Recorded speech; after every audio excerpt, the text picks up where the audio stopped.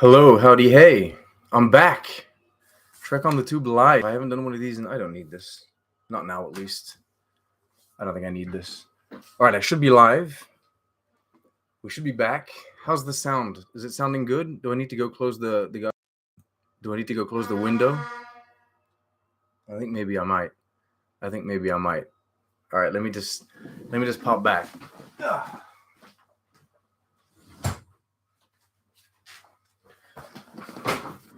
There we go. How professional. How absolutely professional. Um There's not too many people watching right now, but that's okay. That's okay if there's not too many people watching. A lot of people watch these on the replay, on the rewind. They come back and watch this later on. Uh, Hello, howdy, hey! Thank you so much for joining me on this Trek on the Tube live. I haven't done one of these in a long time, but I thought maybe I could bring these back and make these kind of like a weekly event if people like this. I don't know if it'll always be on Thursday because Friday because usually I work on Fridays, so I could make this like a Tuesday thing perhaps. I don't know. Is that better? Is that not as good? Is this better? I don't know. You tell me. You tell me. I don't even know what this looks like from the streaming end. I think this is the first time I've seen you. Like usually, I'm with Starfleet Boy. Yes, I usually stream with someone else. Although actually, when I started doing lives on this channel, I did them alone, and I like doing them alone because I don't know. I can do them on YouTube. It's just easier for me than going through like a third party thing. But then, of course, YouTube hasn't yet enabled the ability to bring in friends. YouTube are working on that apparently. They're working on that. Okay, so today I had things that I wanted to talk about, but of course, we don't have to stick to those things specifically. If you guys want to prompt me with messages, with questions, with all sorts of things that you want to talk about, go ahead. I did want to talk about kind of like the movie news, which is a big deal, but also not really. I don't know. I wanted to talk about New York Comic Con and the trailers that we got. That's the biggest, the biggest thing, the bulk of it. We can also kind of address, I guess, Lower Decks and how this third season is progressing. I have upcoming videos that we can talk about. But first, let me do some self ads, some self promotions, and also promote some things that I've been working on and that other very talented people have been making. So first of all, like the video, hit the like button, smash the like button, and tell everyone to come and watch this, and tell everyone to come and subscribe. Also, I have the super chats enabled on this channel, which means if you do want to send over a little donation with a super chat, you can do so. Before we get into anything official Star Trek, though, let's talk about this. Hey, what is this? This is a fanzine. It's a fanzine produced by a group of French Trekkies that I know. They're great people. They're fantastic people. I get along well with them. I'm not present enough on their Discord, though I should be. But yeah, this is an unofficial fanzine. I have to, make a point of saying this. They're not selling this. They only printed a very limited run, and they only give them out to closer people or people that listen to the podcast. It's kind of like a prize thing or like a bit of a thank you thing. So there's no money involved. No one sue them, please. But anyway, what they did here for this special edition. Hey, Fathery, how you doing?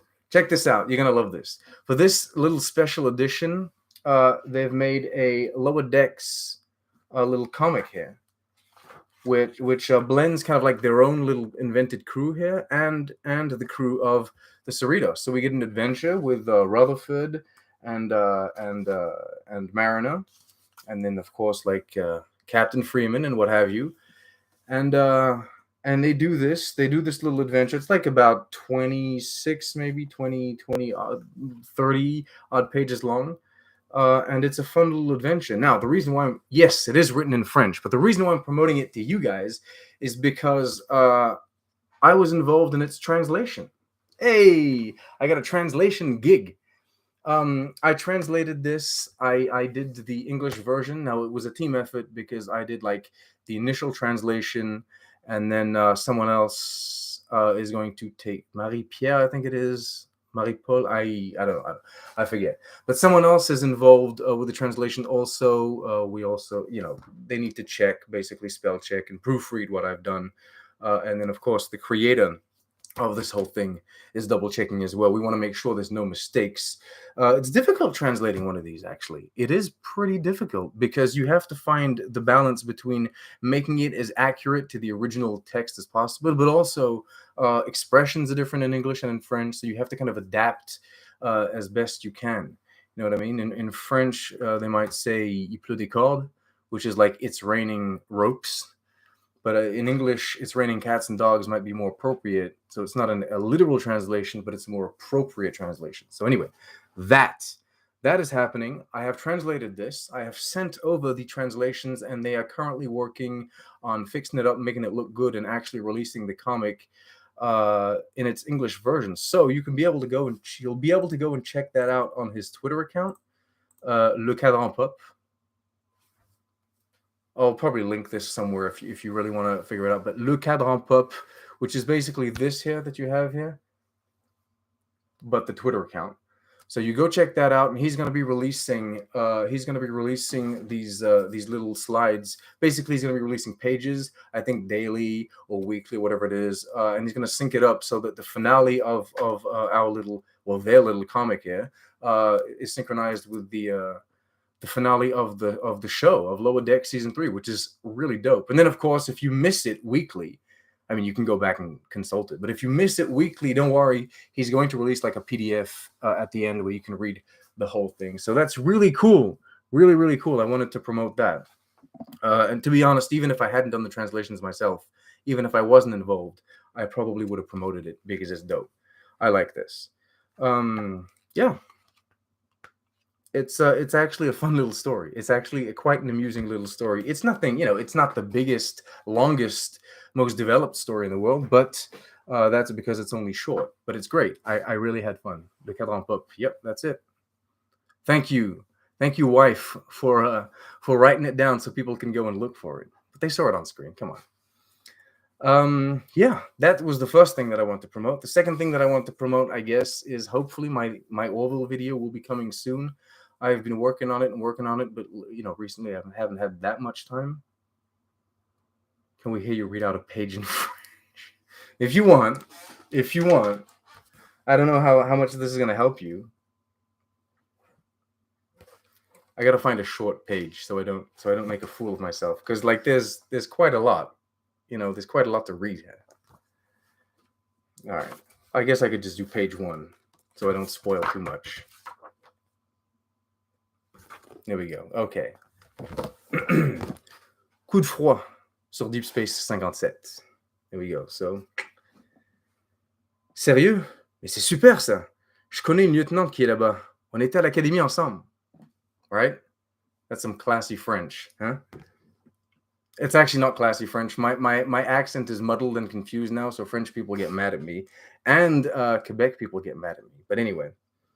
Tiens, t'avais des amis en dehors de tout ça? Wait a minute. Tiens, t'avais des amis en dehors de tout ce qui peut ressembler à un tube Jeffries, toi? Et comment elle s'appelle? Marina. C'est une Bajorane et... Wow. Et en plus, elle a un prénom qui ressemble au mien. Faudra vraiment que tu me la présentes. Ancienne marineur, Ancienne marineur, je vous attends dans mon bureau. I haven't read in a long time, especially in French and especially out loud. Because usually with Baby on the Tube, I'm reading the books in English and wife is reading the books in French. Anyway, nearly at the end of the page. Quoi? Maintenant? Mais je suis en pause là. Tout de suite. Tout de suite, baby. That's an English expression. How about that? Nice, sounds good. I'm already hooked. Okay, come on. Okay. There's 7 people watching this, and they're all wondering why I'm speaking in French and I'm reading from a book. I can't explain it. Look. Yeah, that's that. I highly recommend checking it out. It's a fun little story. There are other things. If you do speak French, actually, if you want to learn French, just go check out their podcast. Go check out the Discord. Become a part of their community. They're a great little bunch, a great little group. You have a weird accent in French and in English. I know. Everyone tells me this. Movie news. Let's get right in. I was gonna say I have an Orville video coming out soon, but yeah, you know that, and then I'll do my Lower Decks review as well. But anyway, movie news. I released a news video only recently about the movie, Kelvin 4, and the thing is now basically scrapped and canceled. I think no one's too surprised, or at least no one's too disappointed in a way, because people kind of saw it coming. I don't know what the organization is and what they're going to get to with this film. I don't know if they're ever going to actually release a new Star Trek film. Like I said in my little news video there, my theory is the next film that they release.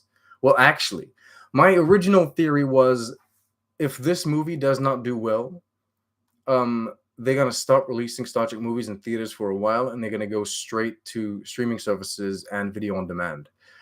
But considering they basically canceled this one and scrapped this one, I wonder if they're just gonna skip that now. Like, what do you guys think? Do you guys think they're actually gonna still try and get a theatrical release for Star Trek, or do we think that they've given up on that and they might just bank on what's working at the moment? Because it would seem, from what they're saying, that this little Star Trek endeavor on the television that's going on at the moment, that's working fine. So maybe they'll try and do like a video on demand film with one of the crews that we know. Maybe a TNG one, because we're getting these little teasers from like Jonathan Frakes, like it's not really the final voyage. We don't know. Maybe we're gonna carry on. So I'm thinking maybe instead of releasing a theatrical, a film with, actors that are very hard to schedule and pay at the moment, Chris Hemsworth, that kind of stuff. Maybe you can do it with some TV actors, some Star Trek alumni here, bring them back and do like a TNG film, or do like a kind of a 90s era reunion film. You know what I mean? I think that would be very interesting. I'm wondering also if they would want to go like the animation route, because a lot of people have talked about Prodigy and how Prodigy is basically at, film quality animation at this point. And I think Lower Decks is too, honestly. I know that Lower Decks is like 2D animation, so it's not what we consider the industry standard now. But I honestly think that Lower Decks could have a lot of fun with animation styles, and I think they could go in the kind of like the direction of an Into the Spider-Verse kind of thing, and Lower Decks could deliver that, especially considering how fun these movie episodes that they release are. But yeah, no, I'm thinking Jonathan Frakes and the gang will have like kind of like a video on demand movie, a streaming movie. I don't know what you guys think about that, but I'm thinking maybe that's the direction in which they'll go. It's not as costly to make, I guess. It's not as costly to promote. You don't have to release it, internationally or worldwide in film theaters. You can just dump it on your platform, put that little Paramount Plus original, logo in the front of it, and boom, you got it. So I think maybe that's the direction they'll take. I don't know. I don't know. I say this. I don't know anything. I'm not involved with anything.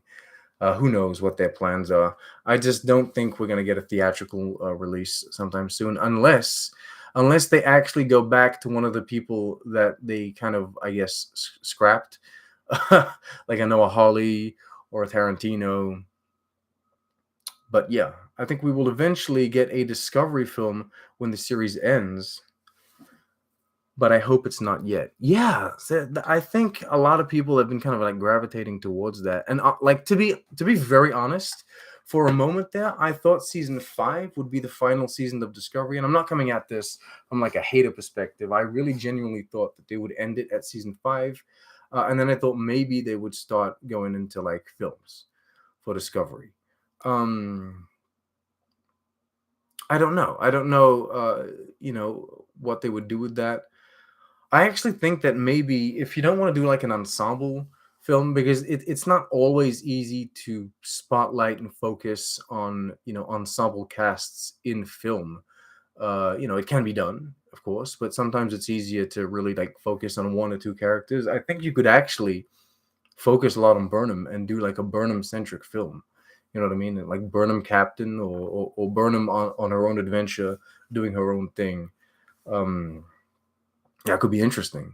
That could be interesting. Um, but it would seem like Discovery's gonna run for still a lot of seasons.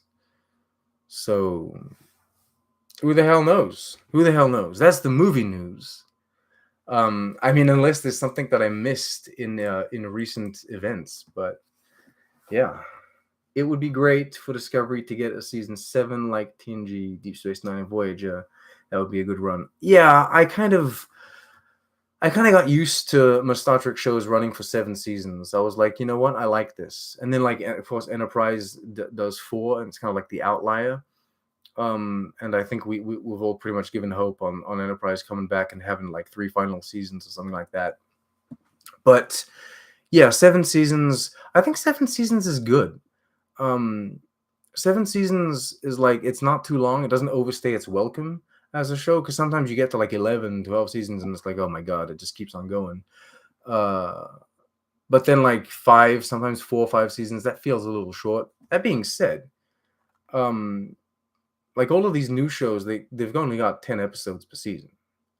You know what I mean? Like, I mean, granted, Discovery did like, what was it, like 15, 14, 13 in those 3 first seasons, but like at this point, it's going to be running for 10. And even if it's 15 in one of those seasons, like, 13, 14, 10, that's nowhere near the, what was it, 26 or whatever it was that used to come out back in the day. So I guess you could give them more seasons. They still have the same amount of episodes at the end if you give them more seasons. So I don't know. I'm all for it. Let it carry on. I'm actually, you know what? As much as I'm not the biggest fan of Discovery, I would actually like Discovery to carry on in this far future, because even if I do consider the present of Star Trek, hey, even if I do consider the present of Star Trek to be what's going on in Picard at the moment, I want to see what goes on in the future, in this faraway future that Discovery has to offer. I think they have a whole lot of galaxy to explore, a whole lot of kind of like I don't know, political developments that they could play with in terms of like species coming together, separating, that kind of stuff. So I think that there's a big sandbox, a big playground that they could have fun with, and if they take the time to do that for the years to come, with the years to come, I think that would be great. They're losing cast, I guess, over the years. Like, Mary Wiseman, is she still with the show like full time now, or is she like kind of like Doug Jones, in and out? I don't know. But yeah, no, it can carry on. So New York Comic Con. Let's get into this. I'm late to the party, of course. Well, I watched the trailers pretty much the same day as New York Comic Con was happening. I trust everyone has seen them. I can't put them up on the screen because then YouTube will flag me and Paramount Plus will come down and tell me off. But yeah, we got the Discovery trailer.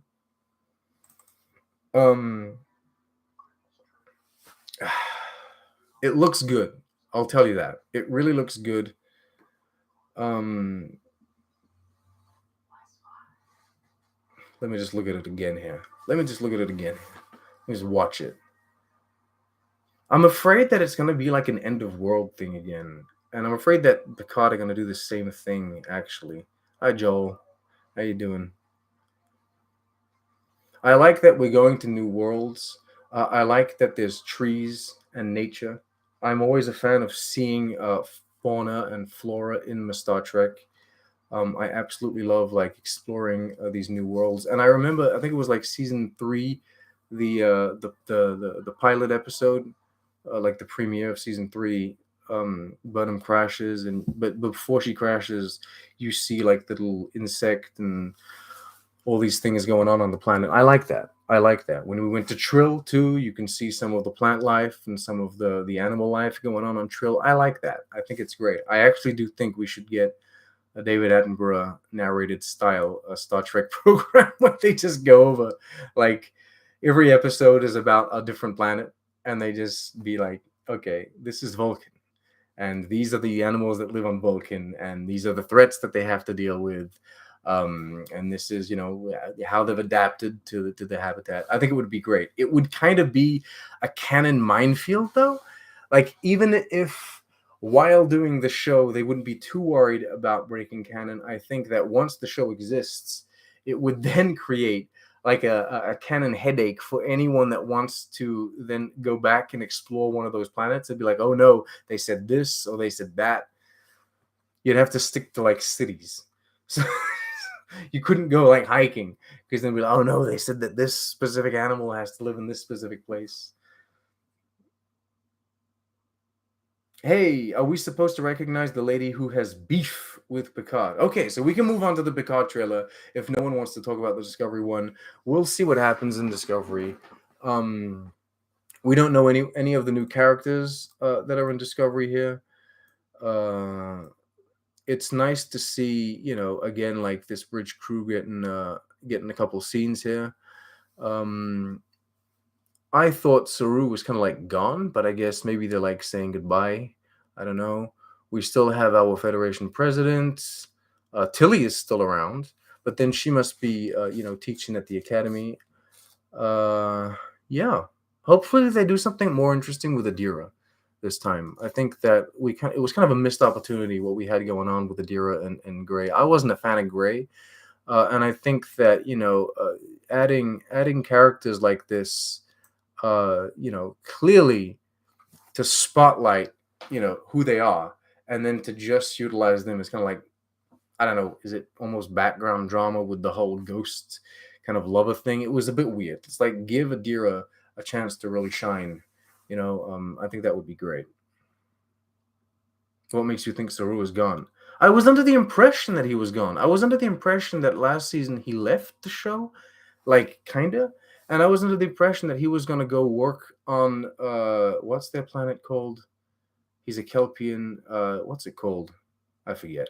Kaminar. I thought he was going to go work on Kaminar as like some sort of diplomat or an ambassador, and he was going to help out the Burn kid, and they were going to do that. I thought that was what was going to happen with Discovery.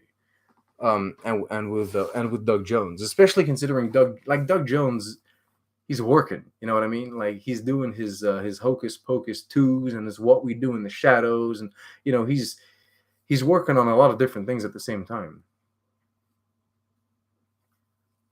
Season 3 ended with him going back. Oh, and he was in season 4, and I've completely forgotten about that. Is that what he's saying? He's saying my memory is so terrible that he was in season 4, and I forgot. Maybe he came back, and I completely forgot about the fact that he came back.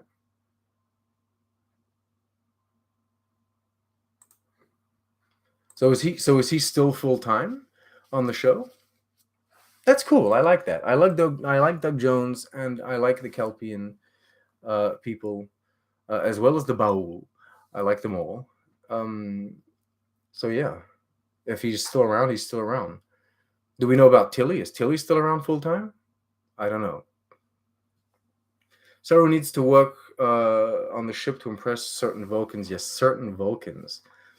I can dig like a love story. I would actually enjoy that. You know what? I would be on board with like that little love story there. He came back to Starfleet full time during the DMA crisis in the second episode of season 4. Ah, I see. Yes. I guess this kind of betrays my level of interest with Discovery. I watch it. Okay, I watch it. I appreciate the visual work that's put into it, and I think that all of the actors are quite accomplished. You know what? So yeah, I just think that sometimes the storytelling needs a little, I don't know, a little something, a little something. Maybe this season will be it, though. Maybe this season will be it. I wonder if Tilly will get her own Starfleet Academy show. Now that would be good. That's my leading theory, because Alex Kurtzman and company, they keep talking about how they got these new shows coming. They got these new shows coming. They're gonna pump them out, and these new shows, the female led. It's great shows, empowering shows, and that's awesome. But it's like, where are they coming? So is it Section 31 with Michelle Yeoh? Is that scrapped? Is that gone? Um, is it a Fenris Rangers show with Rafi and Seven? You know what I mean? Like, are we getting that? That could be cool. So those are two shows female led. Third one would be Starfleet Academy, but with Tilly. Like, I was assuming that Starfleet Academy, because they had like CW writers attached to that originally when they pulled out those bullet points and like back in who cares, in 1902 at this point. Yeah, I originally thought that like they would probably do 20, I don't know, like 24th, 25th century kind of Starfleet Academy show, but this would be more interesting. Building Starfleet back, building the Federation back, and creating like a new generation of Starfleet officers and Starfleet cadets, and having Tilly be an instructor and following her journey. Because having Tilly be the main character of that would make the show interesting on two levels. Not only would you have like a bunch of kids that you could follow, or a bunch of teenagers that you could follow, that would be kind of exploring and learning the ways of Starfleet, kind of like what Prodigy is doing, but you'd be following your Starfleet cadets. But you could also follow Tilly, which is who would be going on her own journey, learning how to teach and adapt to like her teaching styles, etc. Like, you could have a couple of, I guess, gravitational characters there that are established, teachers, professors. They know what the hell they're doing. But then, Tilly's on her journey, so that would be really cool. I'd love that. Too many comments. How am I supposed to keep up with all the comments? Goddamn.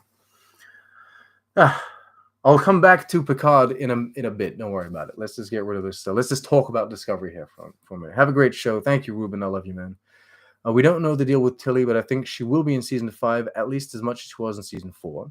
She's in the trailers and was on set during Star Trek Day set tour. Yeah, so yeah, no, she'll be there. And even if they do this thing with Tilly and she's like, spun off into her own show, and they give her like the Starfleet Academy show, they're going to kind of soft pilot that, I think. Like, I would assume they would do an episode where we're kind of following her journey in beginning as a Starfleet professor or a Starfleet Academy kind of instructor, and see how the reception is, see how people like that, or at least give you a taste, kind of transition into it. I would feel that that's what they do. Hope they take a page from Strange New Worlds, from the Strange New Worlds book, and do more standalone stuff. Yes and no. I mean, I, like many, have kind of been pushing this narrative that they don't know how to do, serialized Star Trek. But I've said on many occasions, it's not that like serialized Star Trek cannot be done. It's that the stories that they're telling specifically aren't very good. You could do Discovery completely serialized, not just episodic, and have it really, really cool. It's just that the serialized story that you want to deliver, it shouldn't be like an end of the world thing. I think we're over that. You know what I mean? Back when they announced Picard in the beginning, I was like, hey, what would be awesome would to be just get like an archaeology kind of story. Picard, he wants to go dig up some sort of artifact. My full idea was Picard goes to dig up like an artifact, and he realizes that the artifact is very important and it could help with the reunification of the Vulcan and Romulan people. And so, of course, like some Vulcans and some Romulans want to help him, but then you get other people. I was assuming Narek would be like this dude. He's like a Romulan and he wants to get a hold of it for himself. And some people want to get a hold of it for themselves to like destroy the artifact. And then other people just want to sell it, profit. And that's not an end of the world story, but it's very Star Trek because it's unification.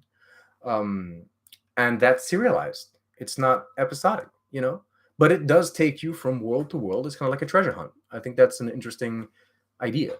And I think you could do things like that. I mean, Discovery already knows how to do the treasure hunt concept, because Red Angel, we kind of did that. We went from planet to planet, figuring out clues, and same thing with the DMA. So they know how to do that. You know what I mean? It's just that it all results in kind of like a world-ending thing. Though admittedly last season with the whole DMA, now that I think about it, yes, there was less of like an imminent or an overt kind of like we want to destroy the existence of everyone kind of threat. It was more of a misunderstanding kind of situation. But yeah. Okay. What else? What else is there? They did a soft pilot for the Academy show with the stranded shuttle episode on the ice planet. You think that was it? I think it worked. I think a lot of people didn't like that episode actually, if I recall. I liked it. I wasn't I wasn't so much a fan of like the big beast. I don't need the big giant kind of like creature running around. I don't really care for that. Like I didn't care for it in the what was it, Beyond or Star Trek 09? I think it was Star Trek 09 that they did that. Didn't really care for it. But yeah, I liked that episode. I originally had no interest in the Section 31 show. Says Fathery, I changed as soon as I learned it will explain why Section 31 is different in Discovery than Deep Space Nine. That made me really want to see it. Did they announce that though? Because that's what I've been asking for and saying they should do, and a lot of people do. This isn't just me. Like everyone was saying, well, you know what? You're making the show. You got to explain why this thing went from like an overt kind of like military operation thing that people know about to a highly secretive organization that basically no one knows about. You get to Deep Space Nine, no one's ever heard of this thing. I mean, even high-ranking officers. So it would be interesting if they did explain that. Give us a limited series. Yeah, why not? Why not? You know what? Michelle Yeoh is expensive. She's busy, but we could do a little limited series. Michelle Yeoh and Shazad Latif, right? That's what it would be. Go ahead as a movie. Oh, that could be interesting. That could be interesting. I understand why people don't necessarily want a Section 31 thing, though, because people like their Star Trek to be positive and reflect like the good, kind of future. And Section 31 might not be that. It's kind of like an extremist view. So yeah, anything with Michelle Yeoh will work. Oh, people will watch it. Doesn't mean it'll be good, but people will watch it. That's for sure. No shade to Michelle Yeoh here. I'm not putting it on her. Anything with Michelle Yeoh, yeah. So Prodigy and Deep Space Nine show serialized can be, Prodigy and Deep Space Nine show serialized Trek can be incredible. Indeed. I love the Enterprise Season 4 format. Give us some short arcs. Yes, I think that worked very well for Star Trek. I'm kind of biased, I guess, because Enterprise Season 4 is probably my favorite season of Enterprise and one of my favorite seasons of Star Trek. But yes, that kind of format works very, very well. Little short kind of arcs. And basically, by the time you finish like 3 episodes, it's kind of like you had a movie, right? So it enables you to address kind of like bigger topics, but then it doesn't have to completely overshadow and take over your entire show. Or your entire season, you know what I mean? But then if you're doing 10 episodes, then I guess you could break it down into maybe like 4 little like mini arcs. We'll see how they go. Discovery's greatest mistake was killing the original Georgiou in the pilot. Yes, but hey, are we gonna keep on talking about this well into season 5? Like, come on, we know you're right. We're all right. But hey, I mean, she's dead though. But Michelle Yeoh isn't. You know what I mean? Like, you can go back and still make that show. You can still make a Michelle Yeoh show with like Georgiou, captain of the Shenzhou. You can still do that. I just don't think people are too interested in that at the moment because we have Strange New Worlds kind of filling that gap. You know what I mean? Like, Strange New Worlds is doing that job. But yes, that would have been very, very, very cool to see, especially when you get that little list in Discovery telling you who the most decorated Starfleet captains are, and Georgiou's on that list. You're like, oh my god, it's worth showing us what she did and how she did it. Really cool. Killing Lorca Prime. Yeah, I'm not on the bring Prime Lorca back boat. I'm sorry. I don't care that much. Did we ever see Prime Lorca again? No. Georgiou prequel, I'd watch it. Yeah, people would, I'm sure. But like I'm saying, at the moment, I think Strange New Worlds is filling that quite well. Oh, wait a minute. could Jojo be in Strange New Worlds? No, she couldn't, right? No. She died before that, right? Right? I forget. I get my timelines muddled. So yeah, Discovery. We'll see what happens. See what the story's about. Hopefully, it's not too world ending. And I guess even if it is world ending, I want I don't know. I want some little standalone episodes. Yeah, I want some little episodes that can stand alone and some little interesting sci-fi concept ideas thrown at us. The costumes look great. Look, the sets look great. It still has the kind of like bluish, grayish vibe that Discovery has, but I guess that's just the aesthetic of the show. Um, that's what it is. That's the feel that it gives it. I like that. I like these little things that are unrelated to the show, but I like that the branding is becoming coherent. We get the Star Trek logo written in the classic Star Trek fonts across the board. There's no date for Discovery in this trailer. I thought there was a date for Discovery in this trailer. Apparently not. Okay, well, let's move on. Let us move on to Picard. I would have done Prodigy first, but Peoples is always talking about Picard. People are already talking about Picard. So yes, Picard. No, I don't think that she is anyone that we've seen before. Do I think she's related to someone? Maybe, perhaps. I think they said that she's not, but I would assume that that's a lie. If she is related to someone, they would just outright say that she isn't this new villain, right? They would say she's completely new. We invented her. She's not related to anything or anyone that you've known before, because that would be, I guess, the better business move, or the better creative decision in terms of marketing. Yeah. I'm trying to. Okay, let me rewatch this. I'm gonna rewatch this one. They are still shooting. What is this? What's going on? Oh, they're still shooting. Discovery season 5 is out. I suspect they will finish shooting by around the end of the year, so it won't be out until June at the earliest. Oh, okay, that's all right. Well, we got plenty of Star Trek to watch. We got plenty of Star Trek to watch in the meantime. Okay, so let me just rewatch this trailer here. So we're in 10 forward, I think. I would assume. Is that supposed to be a Tellarite or not? I don't know. I'm confused. Tellarites are the most, I guess, diverse species in Star Trek now. That's probably Free Cloud or something. We're getting Free Cloud references in Lower Decks, by the way. Yeah, the visuals look good. It's very dark though.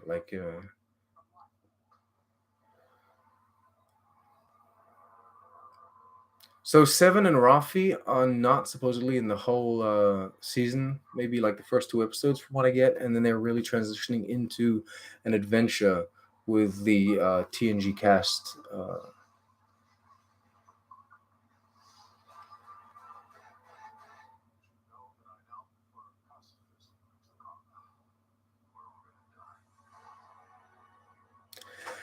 They made Riker say a McCoy thing, right? That was a McCoy type joke. When Worf says, "You must now know that I'm a pacifist," and then Riker goes, "Ugh, we're all gonna die." That seems very McCoy.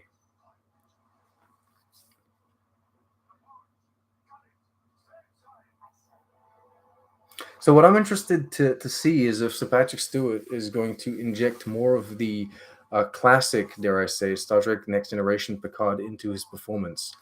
Because in these 2 seasons of Picard so far, he's been giving it a lot of himself. And it's been 20 years since we've seen Picard, and so of course he's changed. And I mean, I'm saying this forgetting the fact that he's a robot now, but just ignore that. Oh yeah, I'm wondering if he's gonna, because he's in the captain's chair again, and he's being the captain, being the leader here. Yeah, I wonder if he's gonna inject more of Moriarty, inject more Picard into his performance. Is the big thing Moriarty or is the big thing Law? Which one is the big thing? It's Moriarty, right? They play it like it's Law. They play it like it's Law, like Law's the big thing, the big reveal, but it's not. It's Moriarty that's the big reveal, right? Because we didn't know. Law, we knew. Like, we knew that Brent Spiner was coming back, and we knew that Brent Spiner wasn't going to be before. They said that his, I don't know, this positronic matrix didn't work, so they put him in a drawer. And we know that Data's gone, and it was like, you can't make the dude be another Sung. Well, they could, but come on. So it was pretty obvious that it was going to be Law. You hate old Law? Why? Do you hate old Data too? Do you hate the fact that they age? I would rather they do this. They explained the fact that he ages in like Nemesis, I think it was, or whatever it is. I would rather they do that than try to like cheaply de-age him. Ugh. But yeah, Moriarty, that's interesting. Moriarty and Law are going to be their own kind of like subplot, I'm guessing here. I wonder if they're really going to try to remake this Nemesis thing, like the big bad. She's using Law the same way like the big bad in Nemesis, the big bad Nemesis, Shinzon was using before. I don't know. Hey, Mick, how you doing? Thank you for popping by and sending a deleted message. I love you, man. Okay, what's going on? Northern Tellarite? Yeah, Northern Tellarite, right? Now Star Trek's all about like northern and southern people. They got different faces. I have a hunch Law gets a redemptive arc. Oh, come on. Oh my god. Really? Oh, you're killing me, man. Really? I don't think so. Law's a great villain. I like him. I don't know if I could forgive him. You know what I mean? You'd have preferred another Sung than Law? Oh wow. God, I'm over the Sungs. I'm like, okay, we've had enough. Come on. We don't need a million Sungs.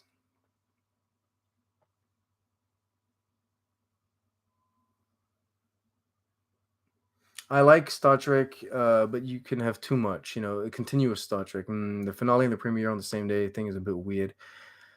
Well, I guess we're gonna have to get used to that. They're just gonna keep on releasing Star Trek all the time. I do think they could space things out a bit, honestly. And I say this not only as like from a creative perspective because I'm out here making videos. So if they space them out, it's easier for us, I guess, to create our content. But also, I think that it gives the shows kind of like a room to breathe. If you were to do only one season a year, that would be good. But I guess maybe that's slowing down the machine. Once the machine is turned on, just pump it out. You know what I mean? Keep it coming. Keep it coming. So yeah, what are the leading theories of this villain here? What's the leading theory? What do people think she is? You know, do we know anything about the species? She's just human. Do we know anything about like her backstory or her involvement with Picard? Like what happened? Did you know what I mean? I'm wondering who she could be. Something completely new. I didn't get freaked out by the fact that Worf is a pacifist, and I also don't think it's something too surprising. Like, I don't know, it's kind of like a basic idea. Like, if you want to be like, oh, how can we surprise people with Worf? The first thing that comes to mind is why don't we make him not like fighting? Oh yeah, that's interesting because but it seems kind of like an easy idea. She's an old flame. Yeah, I thought about it. Is she the musical lady that Picard falls in love with in that one episode? He's playing the flute and she's playing the whatever. They make music together, but then she's transferred or whatever it is. She has to leave, and I don't know. It doesn't work. Doesn't work.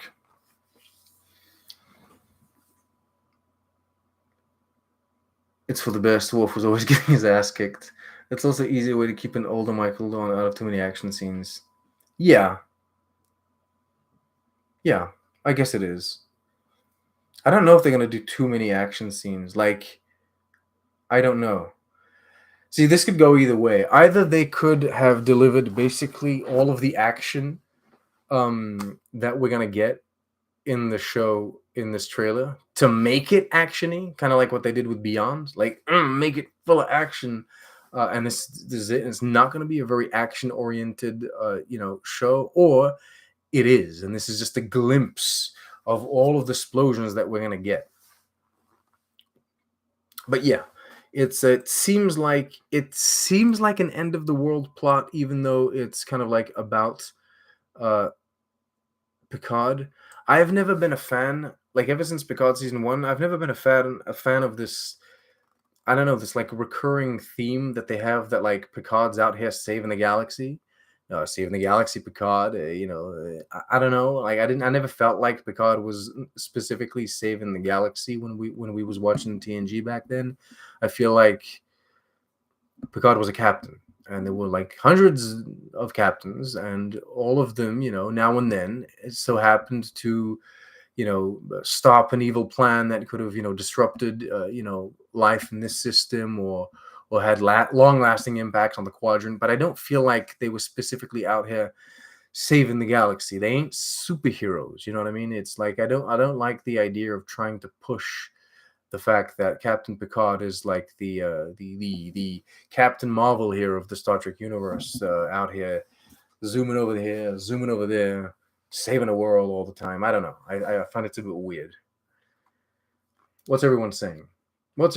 Joel, it is kind of a kung fu movie. A kung fu movie? You think it's gonna be a kung fu movie? Bring back what's his name? Elnor. Bring back Elnor. Worf is the old master who has renounced violence but gets pulled back in against his will. Okay, so that's like one of all of those action, or like literally every single action movie with like an aging actor. Picard finale is on 4/20. If they also drop Strange New Worlds season 2 premiere that date, it will end its season on 6/22. If Discovery premieres, then it'll be 9/24. Jesus. Just in time for Lower Decks. Okay, so basically you're saying that there will never be a break henceforth, is what you're establishing here. Blazing Bev reference in it to celebrate it. Yeah. What do we think they're going to do with Beverly and Picard? Do we think they are going to finish together? You know what I mean? Do we think one of them is going to die? Who's going to die? Who's going to die?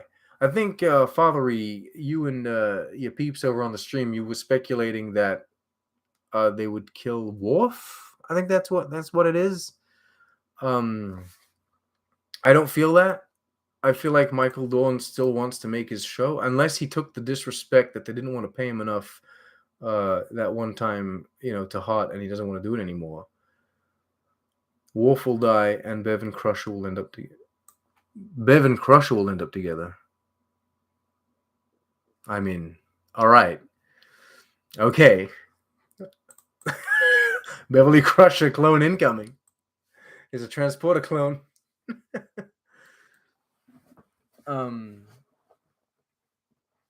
Michael Dorn has probably accepted they will never make him the lead of a show.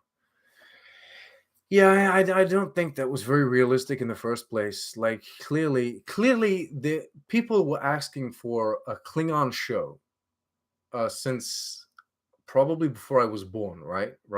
Am I mistaken? But like during the run of TNG, people already wanted a Klingon show. I think a Klingon show would have been great. Michael Dorn as like kind of like an ambassador to the Klingon Empire, or a diplomat of some kind. I think that would have been great. But yeah, I don't know yet how ready the studio is to actually make a show where basically no one is human. I guess Prodigy is kind of proof of concept here, because to date there's only one recurring human. But yeah, maybe it's different in live action because you have to do all the makeup and everything. It's cheaper to just have a human on screen, isn't it? But goddamn, just make them Ryzen. You know what I mean? That's all you need. That ain't makeup. Come on. That's not a costume. Vulcans is just ears now. A bit of this, a bit of this, a bit of that. Boom, got self Vulcan. No, so yeah, and anyway, this is Star Trek. You can just say the thing is like, oh look, it's an alien. Really? Yeah, it's an alien. Trust me. We don't need to put makeup on them. It's fine. So yeah, no, I think they could make it, but I think that they could have made a Klingon show.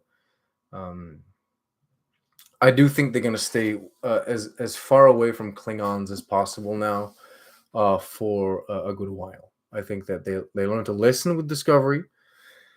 They still have their little fun doing little alien redesigns.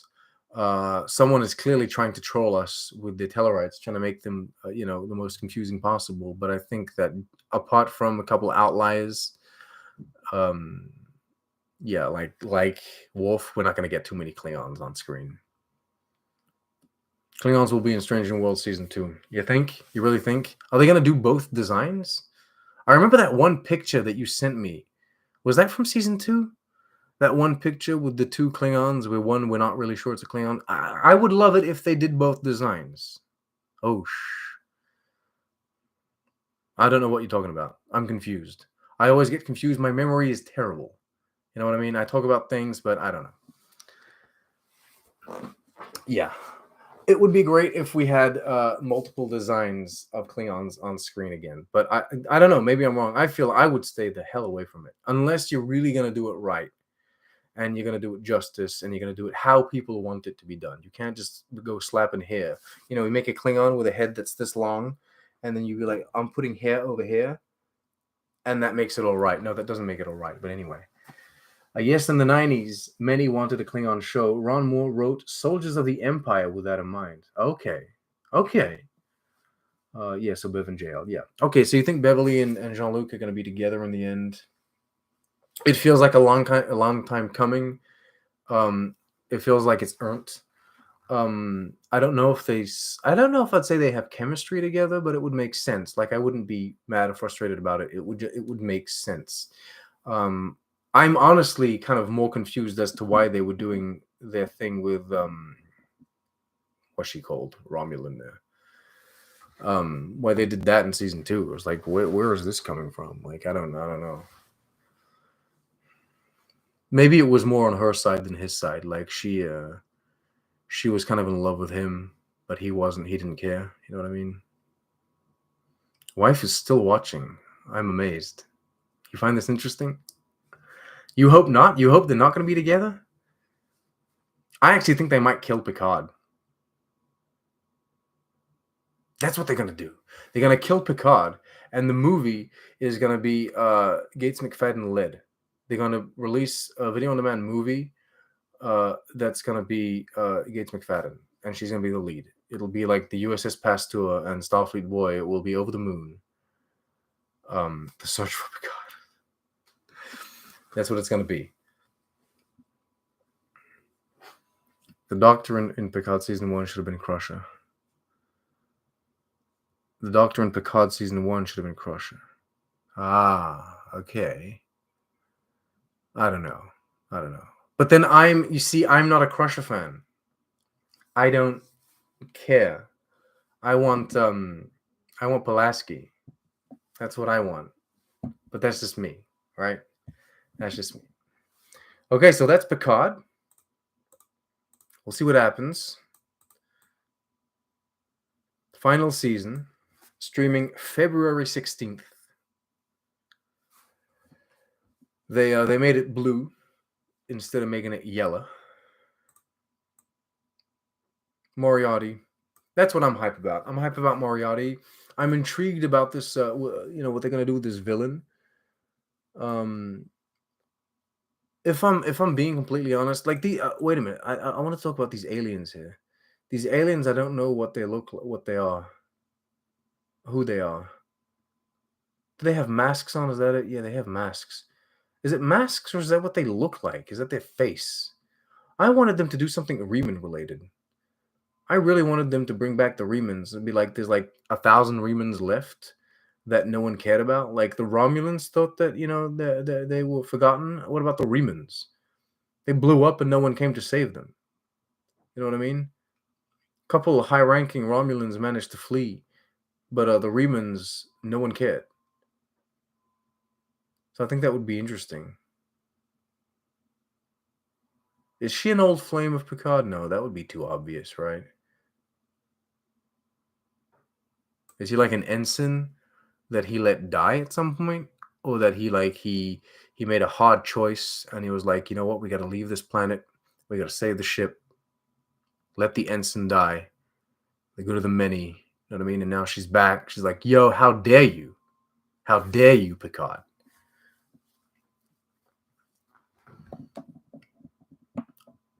Didn't Crusher reject Picard in TNG seasons? Yeah, well, I mean, technically, Picard spent his days rejecting everyone and everything, right?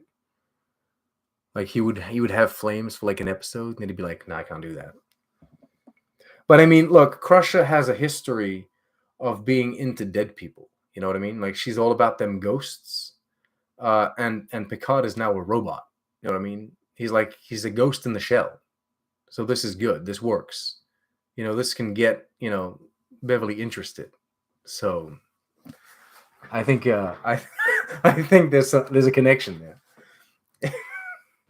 I'm a terrible person.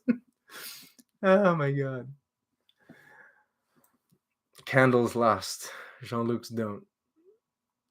Jean-Luc is the eternal candle. He is the flame. He is the flame that never dies. I'm really digging Geordie's eyes, honestly. I think the uniforms are great too, but I'm really digging what they did with Geordie's eyes. You know what I mean? I think they're great. The final voyage begins, and then your boy goes and tweets, maybe not the final voyage, something like that. Light up the candle, Bev. Light it up.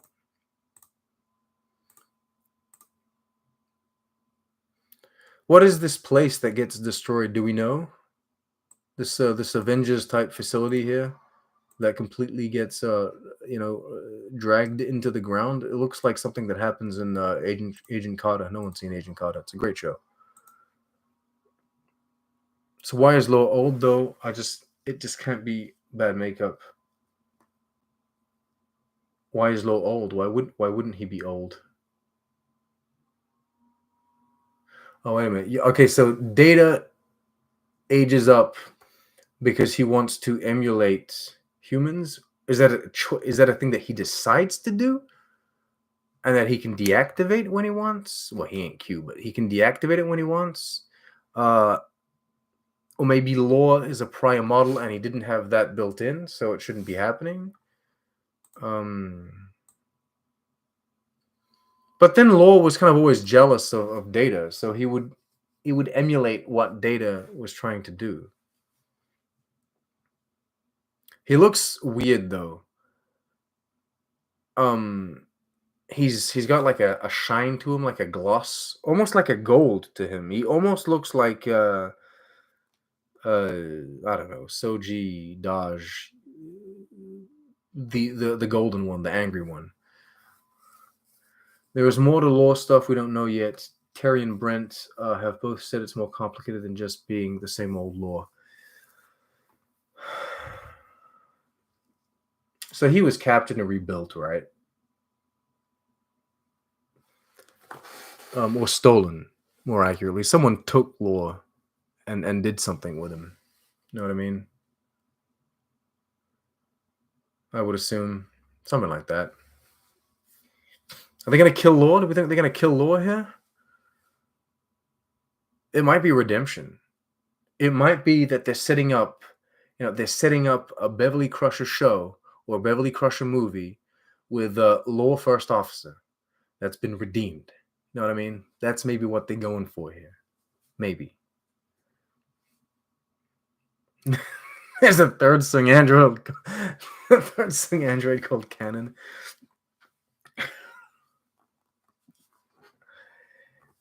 Yeah, they'll just keep on coming up with like new androids and giving them weird names. Call him K, Non. Listen, Lore isn't inherently evil. He's just emotionally unstable. Yeah, that's very true. Technically, Lore isn't a villain. I would say he's more akin to yeah, someone that has like mental instability, right? That's it. So if someone can heal him, like basically he needs therapy and help. Um, essentially. Uh, so maybe maybe they could do that. Bring in Wilson Cruz. Hey, what are you doing? Goddamn, bring in time travel our boy back into time, back into the past, and have him heal our Lord. Deanna's at the rescue. Yeah, well, she can't sense anything though about law. Okay, let's move away. Let's move away from Discovery here, from Picard. Um, it is what it is. Picard season 3, final season. They set out to make 3 seasons in the beginning. They said that it would be 3 seasons maximum. And it's coming. It's coming. Yeah, Orla Brady. Laris. Laris is the name that I was looking for before. I don't know why they did that. Anyway, great to see Amanda Plummer though. That's cool. That's cool. It's very Star Trek to bring in the Plumbers. Prodigy. Captain's log. Boy thinks he's the captain, eh? Let me just watch this again. Remind myself. So I don't know if everyone's seen this yet though. Has everyone seen Prodigy, like the first half of the season? Is that released internationally or not? It's good to see Andorians. I want to see more and more Andorians. It would make sense to have Andorians and Tellarites everywhere. I still can't wrap my head around the fact that this dude is a Tellarite. Oh, they actually have another Tellarite in this trailer, like a real one. Ooh.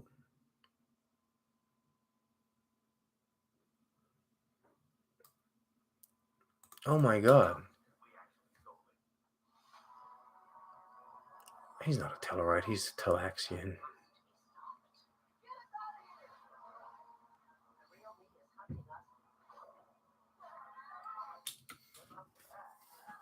People are talking about a live action Janeway I saw. There he is.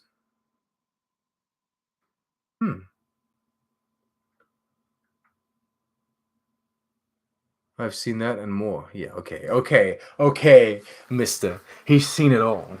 Dude has seen A Strange New World season 6 already. They haven't even filmed it. He's seen it. He doesn't care. There's a show called Prodigy. Yeah, apparently there's a show called Prodigy. We're getting a Tarantino. If I was Picard, you would pick Laris over Beverly. Yes.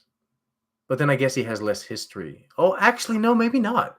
Maybe if they spent 20 years on the goddamn vineyard together. You know what I mean? So yeah, that is a classic kind of looking Tellarite, and then we get this dude again. What is this? Is it this that they're doing? The fake Vulcan salute here. Then they have one of those Star Trek Into Darkness scenes where they're jumping off the lift. Is it Into Darkness in which they do that? And then the Borg. That's right. They got the Borg.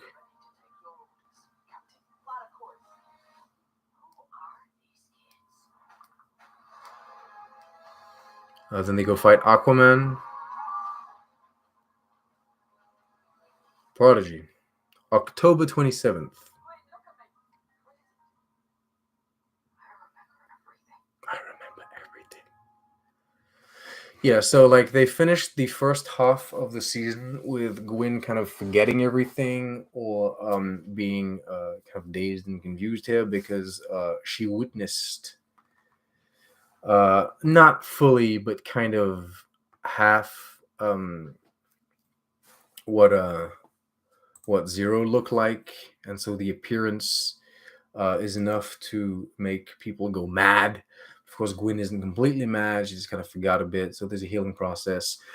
Yeah, I'm still a bit pissed that this didn't get like a full run, and that we have to wait We had to wait so long to get our second half of the season, but it is what it is. I'm intrigued. I'm intrigued and I'm happy. Admittedly, Baby on the Tube didn't like she watched it, but not as intently as I thought she would. But then, she's only 4. She was like basically 3 when the first half came out, so she was very young. And I don't think it's for kids that it can be watched for kids that are that young, but I don't think it's intended for kids that are that young. I think it is intended for a little bit of an older bracket. I think it's TV7 that they actually put it at. Because yeah, there's adult things happening. Well, not adult things happening, but there's a few plots that you have to be older to understand. The Borg look great. Our kids are the same age. My kid is the same way. She'll watch for a bit and then go play.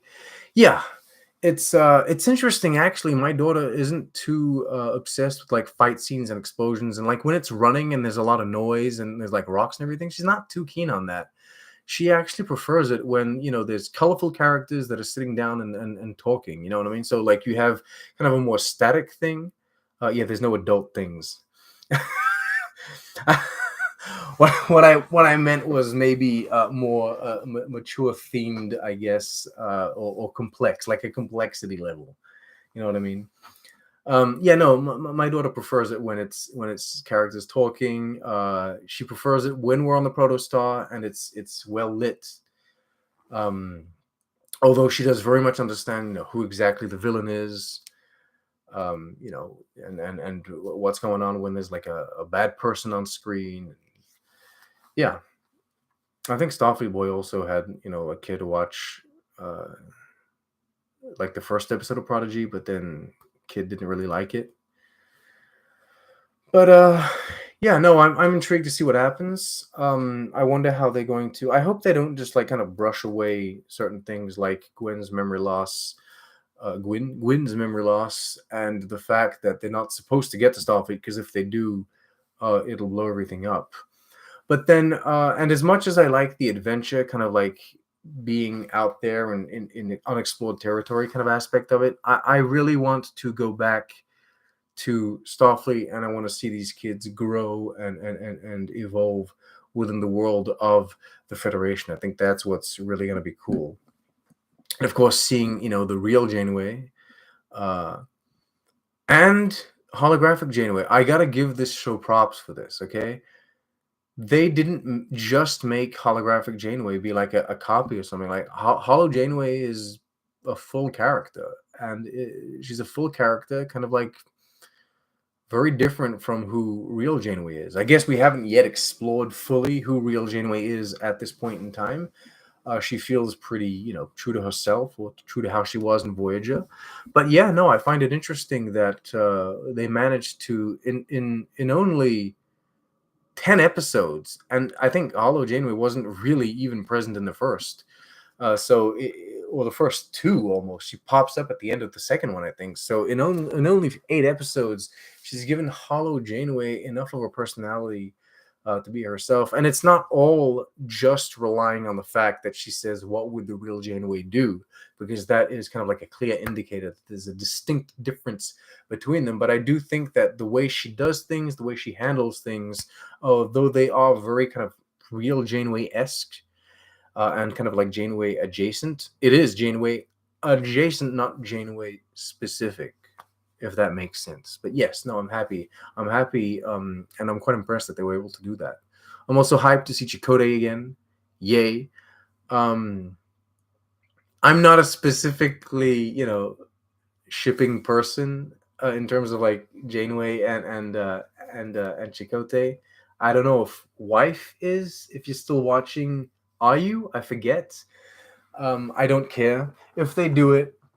Look, I can appreciate the love story. I can appreciate the appreciation that other Trek fans will have for that being a thing.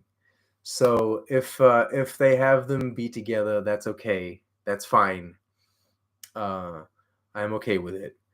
It would also help me kind of like easily explain why Seven completely ignored the fact. I guess it's kind of meta. how Seven just ignores the fact that she ever had a relationship with Chakotay and never addresses it again, because that's kind of what the fandom does. The fandom's like, nah, that doesn't exist. Y'all are so mad and bitter about Seven and Chakotay ever being a thing. But yeah, I guess it could help explain that. Seven doesn't need to address it. Seven's kind of moved on because Chakotay and Seven was just a thing they were trying out, didn't really work. Chakotay's true love, his one true love, was Janeway. But of course, Janeway couldn't do that. You know, she couldn't move on. She was all about her Irish hologram. No, sorry, she was all about the husband back at home. But then, you know, it took her a long time to get over husband to boyfriend, I think. Yeah. What happens in the Delta Quadrant stays in the Delta Quadrant. That's not, no, come on. Tuvok would disagree, okay? Tuvok disagrees with that statement. What happens in the Delta Quadrant, you know, doesn't stay in the Delta Quadrant. Tuvok had to be forced to get the freaky on with a holographic representation of his wife, you know, and he thought that was weird. So yeah. Hey, Starfleet boy, you made it. Hey, hit the like button, Starfleet boy. I know you didn't do it because you're driving. Hit the like button once you're finished driving. Be responsible. Okay, that's fine. Everyone else that's not driving, hit the like button. You got to do it. Okay, hit the like button. Subscribe if you're not subscribed, and go tell everyone that I'm streaming. Although this probably won't last too long now. Everyone, thank you, actually, by the way, for sticking along with me. I've been streaming for over an hour, and people are still here. So thank you. That's kind. If you want me to do this, let me know. I'll carry on. I was thinking of maybe doing this like Tuesdays, because I have Tuesday off. So maybe I could do like a regular stream on Tuesdays. Is 3 p.m. fine? Is maybe 4 p.m. better? Eastern Standard Time, that is. You tell me.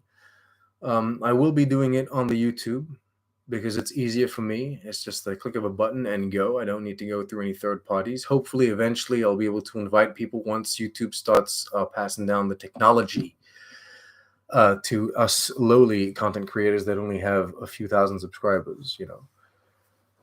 What does the rest of my shirt say? It says Trek or Treats got salt. Because it's the salt vampire or salt monster. It's my Halloween special shirt. Yeah, this was the 2019 one that I did. And there's a 2020 one as well. And then 2020. Hey, thank you, Starfleet boy, for the super chat.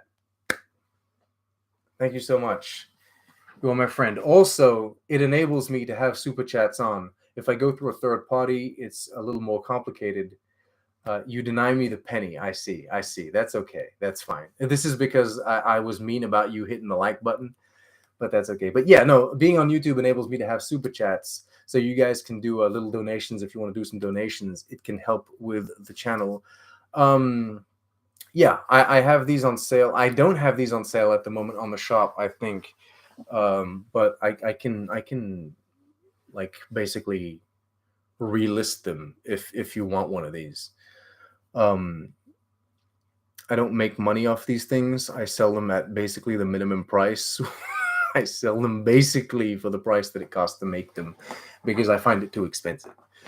But yeah, no, if you guys want a shirt, you can get a shirt. I haven't been designing recent ones over the recent years just because the shop didn't work too well because the channel isn't, you know, that popular. So it felt like a bit of a waste of time. But if ever the channel picks up again, and plenty of people are around, we could start doing some more little shirts here. We could do also because I like doing the themed shirts, you know, the Halloween ones, you know, the Christmas ones, the Mother's Day ones, the Pride Month ones, whatever theme. I love them. Yeah. What else is there to talk about? I think that's it. I think we've pretty much talked about everything there is to talk about. Lower Decks. We can talk about Lower Decks season 3 if you guys want. Let's not spoil too much in case people haven't exactly caught up. But I think that season 3 is turning out to be quite a solid season. It had a slow start. I find that the first episodes of Lower Decks season 3 were Um, good. Um, Actually, they were kind of like basic episodes of Lower Decks, but that's not a bad thing or a negative thing because like the baseline for Lower Decks for me is very high. I love the show, so when Lower Decks is doing like normal episodes of itself, then it's good, right? It's not like a shit show that's making normal episodes so they're just shit episodes. No, it's an awesome show making normal episodes so they're awesome episodes. But I just don't think they had too much uniqueness to them. I feel like the newer episodes are more like fillers. Well, that's how kind of how I felt for like the beginning uh of the season. I also wasn't too fond of uh the fact that they very quickly dismissed or made a joke out of kind of like the captain's arrest. But then I look, I have a lot of opinions about that. I don't know how to feel about that exactly. Because on one hand, I would have liked the Captain Freeman's arrest to be more of a big deal. But then on the other hand, it's very in character for Lower Decks to not make it a big deal. Like they bring back Shax and don't explain it. So why would they make a big deal of like arresting Captain Freeman? It's very Lower Decks to make a joke out of it and to just brush it off, brush it away. Then also there's a whole thing where the I don't know. It's complicated. It's complicated. The cliffhanger got resolved too quickly. It did. It did. But then I don't know. It's not for me to speak too much about this, I guess sometimes, but I don't know. I think that maybe it wasn't the best idea in the first place to have Captain Freeman arrested. Let's just put it at that. I don't think it was necessarily the best cliffhanger. They could have done a better cliffhanger, a cliffhanger that wasn't about arresting Captain Freeman. Oh, we'll leave it at that. Yeah, no, the other episodes that came out, like the three or five following episodes that came out, were pretty good. And then we get, I think the one spoiler we can do, because unless you've specifically been living under like a Star Trek less rock, there was an episode that happened where there was, kind of like a Deep Space Nine thing going on. Now, I won't spoil too much. I'll just say, Deep Space Nine. Okay, but it was in the trailer. We saw that they were circling the pylons for Deep Space Nine in the trailer. So come on, that's not a big spoiler. But yeah, I think that episode was really, really great. Really, really great. They didn't rely on circling the Deep Space Nine pylons to make their episode. It still was a great episode, regardless of the Deep Space Nine. That was episode 6, right? That was Hear All Trust Nothing. I'm not confused, right? Yes, that's it. And then after that, there's the Peanut Hamper thing. Oh, okay. So here we go. Opinions on Peanut Hamper. This is a divisive episode, right? I was talking to Starfleet Boy about this. People are divided on this. I have friends that really hated it, and I have friends that really, really liked it. I'll say this. I'll say the same thing I said to Starfleet Boy. I say the same things in private that I say in public. I think it's probably the best episode this season. It is a standout, and I think it will be remembered the most because it is the most, it's the boldest and the most creative choice that they've made so far. I think it brought me back to seasons 1 and 2 where I really didn't know what to expect. Like, it's difficult for a show that makes its living subverting your expectations to keep on subverting them because you kind of become accustomed to the subversion that they're going to make, right? Like with making a joke about arresting the captain. So this was really, really different. I think they went out of their way to really, really twist my mind. But yes, there are certain elements in the episode that I'm not too keen on, I'm not too fond of, especially within the context of Star Trek. Maybe I'm a bit of a prude. Maybe I'm a bit too conservative in certain regards. I don't know. maybe it's my fault. I do though think that Lower Decks is always playing with a certain balance and a certain line. There's like an imaginary line, right? There's a made up line that we all have in our mind that Star Trek can or cannot cross. And some people, they've thrown the line away. There's no more line. Some of us, we have it really, really close. Some of us, we have it kind of like far out. And Lower Decks, wherever the hell it is, your line, I feel like Lower Decks is always riding it. Like really, Discovery rides the line of canon. It's like, yeah, make something canon or maybe not. That's what Strange New Worlds does. But Lower Decks rides the line in terms of like, maturity content, right? Basically, like sexual things, violence. Sometimes it's the humor. Sometimes it has nothing to do with sex or gore. It really is just a joke. They might hammer in a joke and try to drive that joke for too long, whatever it is. There's always a line, and sometimes they cross the line. You know what I mean? Or they cross my line. They cross my personal line. I can't speak for everyone here. I can only speak for me. But yeah, no, sometimes, like, because I'm not a fan of Badgie. I think Badgie crosses the line. I don't know what that line is, but I don't know. Is the line Moriarty? The line is Moriarty, and Badgie goes too far. It goes further than Moriarty, so I can't deal with it. Know what I mean? So yeah, there's a couple Peanut Hamper things that happen in this episode that maybe cross that imaginary line. My line is that you didn't say the line must be drawn here. Yeah, the line must be drawn here. No farther. In my opinion, but then maybe not in yours. See? I don't know.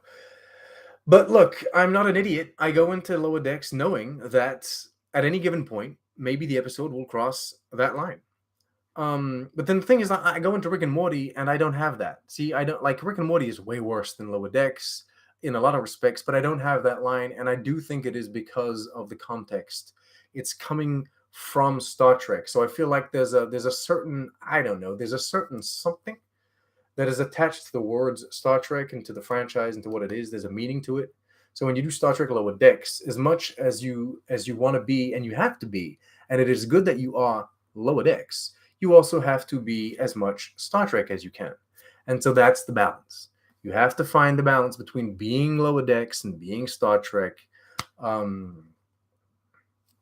It's not always easy. It's not always easy, yo. I can't imagine what it is writing full time, like as a professional. I'm out here writing, little fan scripts, and I'm terrible. And I send them to friends, and they're very kind and tell me that they're good, but they're not. And I can't imagine writing real good scripts for real good shows, and writing that line and balancing, doing the balancing act. So yeah,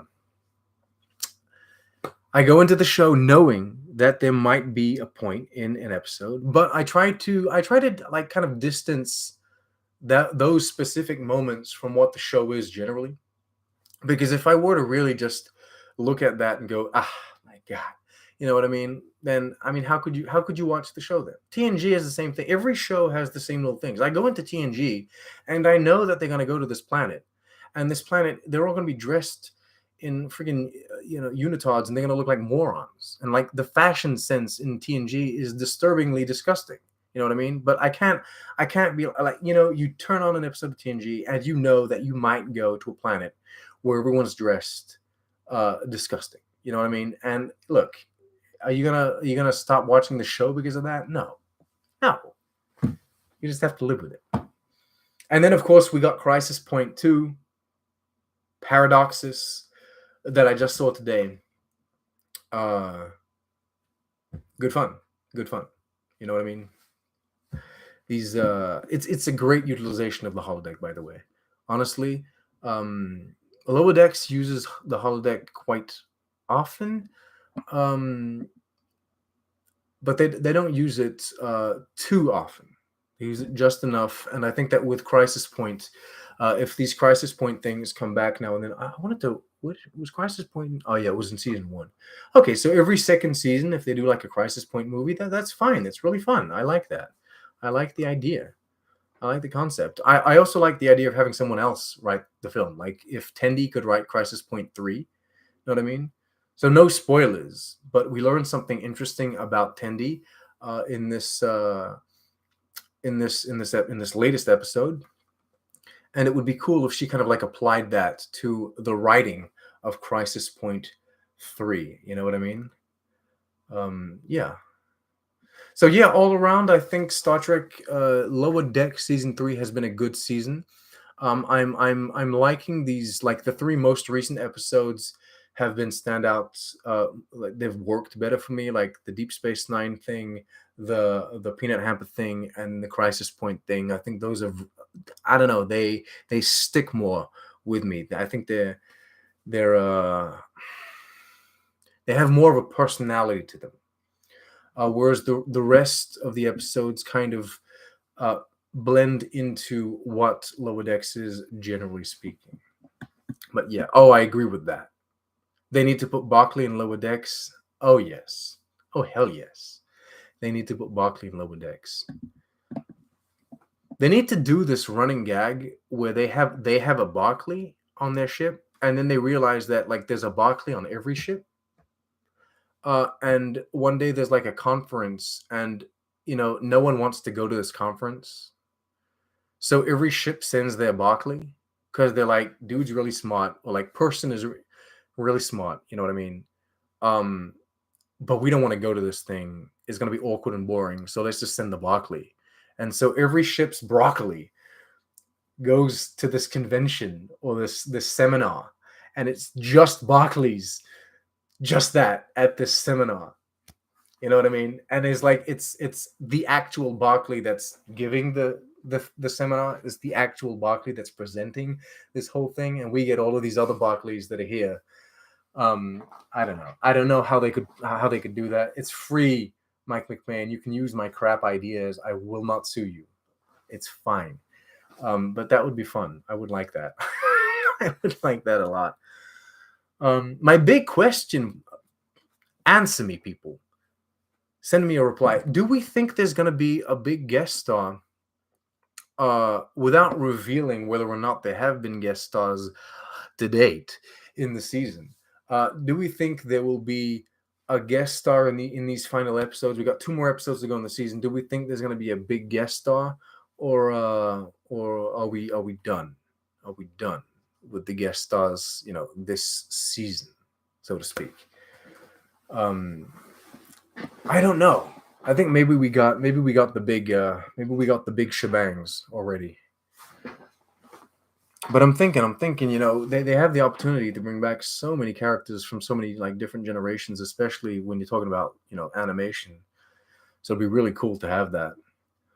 And I mean, no, I won't say this, but I can see Bashir showing up as a Section 31 agent. Yeah. Are they going to go are they really going to do Section 31? Like, so, without, this isn't a big spoiler, but there was a Section 31 kind of like reference here. There was a Section 31 scene, basically. But I don't know if that was more for the joke. See, sometimes I still can't predict this show, but I think it was more for a joke than it was an actual like a running arc. Like I don't think they're gonna start setting up like a really big Section 31 thing. I would like them to carry on with Pakleds. I know that Pakled planet, you know what I mean? Like something happened. Pakled city here. Things are happening with the Pakleds. They're in trouble at the moment. But I would enjoy the show to carry on with like Pakleds. You could still be dead. You gotta go to work. Bye, Joel. Have a good day at work. We're gonna be ending the stream anyway. Don't worry about it. Everyone, like the video before you leave. All right, share the video. Tell everyone that it exists. Thank you to everyone that watched this live, and a big thank you to everyone that watched this on the replay too, because I know that you guys tune in after the fact. It means a lot. Do let me know here in the comments, live or in the comments later on in the video, if you want me to carry these on, continue doing live streams. I was thinking maybe once a week, something like that, when I can find the time to do it. You're all the best. Star Trek forever. just not too much at once. All right, give us time to breathe. That's it. Live long and prosper, and thank you so much for being here. Thank you so much for the warm welcome. It was great to be back live.